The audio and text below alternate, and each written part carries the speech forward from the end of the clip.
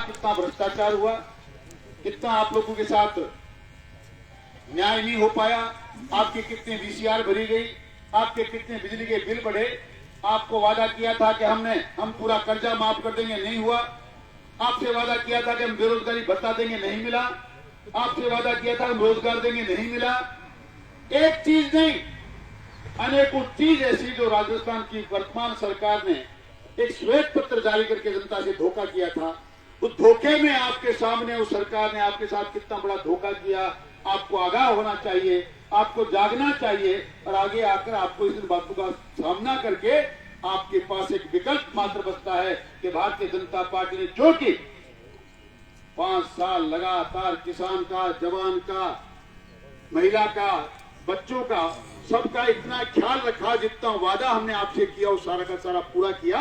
इसलिए हम भरोसे के काबिल हैं, इसलिए हम पर भरोसा करना चाहिए, इसलिए हम आपके बीच में हाजिर हुए।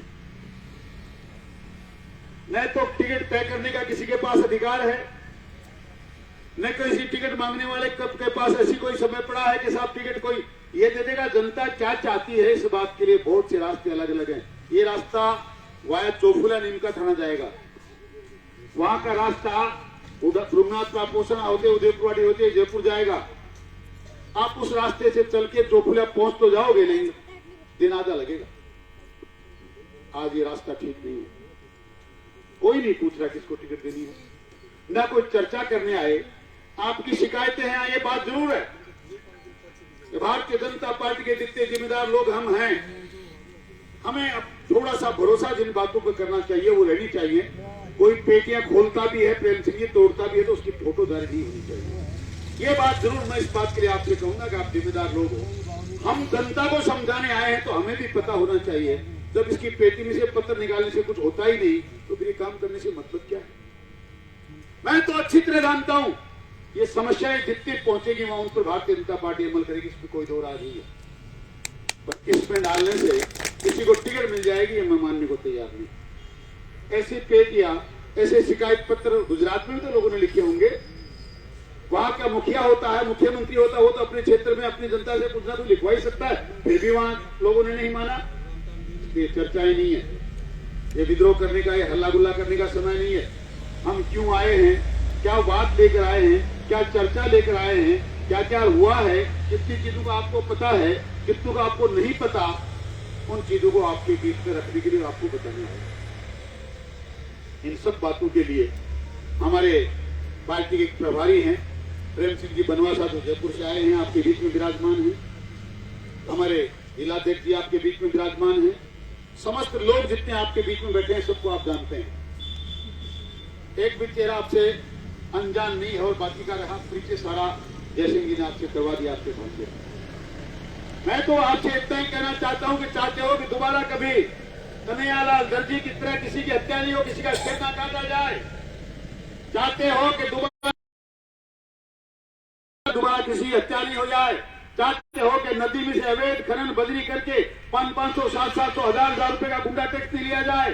चाहते हो कि गुड्डा के बीच में नगर पालिका के अंदर आपकी चौड़ा रोड पर मंदिर माप की जमीनें बिक्र उन पर दुकानें नहीं बन जाए। चाहते हो कि पोंक में 500 बीघा जमीनों पर कब्जा नहीं हो जाए। चाहते हो कि जिस प्रकार की गुंडा टैक्स, गुंडा वसूली आपके क्षेत्र में लगातार चल रही है, डरा के धमका के लोगों से काम लिया जा रहा है, इन सब चीजों को खत्म करना चाहते हो, इस भ्रष्टाचार को खत्म करना चाहते हो, न्याय चाहते हो, न्याय को खिला खत्म करना चाहते हो, तो हम तो आपके पास एक विकल्प लेकर आए। सारी चर्चाएं छोड़ो, भारतीय जनता पार्टी की सरकार बनाओ और भारतीय जनता पार्टी की सरकार तो बनेगी। सारी दुनिया ये कह रही है और जो दुनिया कहती है भगवान लोग कहते हैं जो गांव बोलता है वही राम बोलता है। गांव ने पहले ही बोलना शुरू किया, 150 से ज्यादा आएंगी, गुजरात में आई 156। गांव के लोग ये भी चर्चा कर रहे थे भवनलाल शर्मा की मृत्यु हुई है, उसके बेटे की लोगों की कृपा दृष्टि होगी तो वहां ये फैसला भी हुआ। तो ये चीजें गांव से कुछ छुपा नहीं होता। आप जो सोच रहे हो कि भारतीय जनता पार्टी की सरकार बनेगी तो बनेगी, हम तो आपसे ये कहने आए हैं कि कांग्रेस की सरकार तो अब भी है, लोगों ने यहां से कांग्रेस को भी हटाया, पर कोई ना कोई फिरंगी आके और क्रिकेट की तरह कलर बदल के वहां जाके राज में बैठ गया। आप इस बात को निश्चित करें कि उदयपुरवाड़ी में कोई ऐसा काम ना हो जाए, फिर कोई किसी रास्ते से भटकता भारतीय जनता पार्टी का पीछे से दामन खींचकर आपके साथ कुठाराघात करने के लिए चला जाए, इसके निश्चित ये तय करो कि भारतीय जनता पार्टी की कमल की टिकट फूल की जिसको मिलती है उसको वोट देकर आप जिताएं, ताकि राजस्थान की सरकार में आपका सहयोग हो जाए।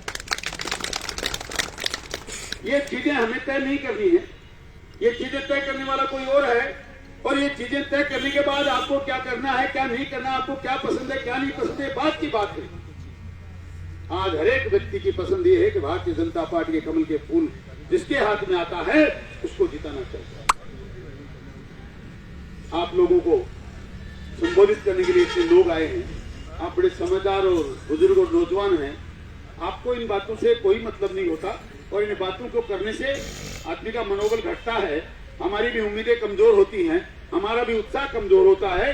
इसलिए आप हमें उत्साहित करें, इस आक्रोश रैली में हमारा सहयोग करें, भारतीय जनता पार्टी की जिंदाबाद के नारे लगाएं, नरेंद्र मोदी के जिंदाबाद के नारे लगाएं, भारत माता की जयघोष करें, ताकि सनातन संस्कृति को मानने वाले लोगों की हिम्मत बढ़े और हम आगे जाकर जिस प्रकार हमने 5 साल में 370 हटाई, हमने भगवान राम का मंदिर बनाया, हमने काशी का कॉरिडोर बनाया, उसी प्रकार हम लोग मथुरा में मंदिर बनाएं और हम राम राज की स्थापना करें। ऐसा सहयोग आप लोगों को करना चाहिए, ये मैं आपसे निवेदन करना चाहता हूँ।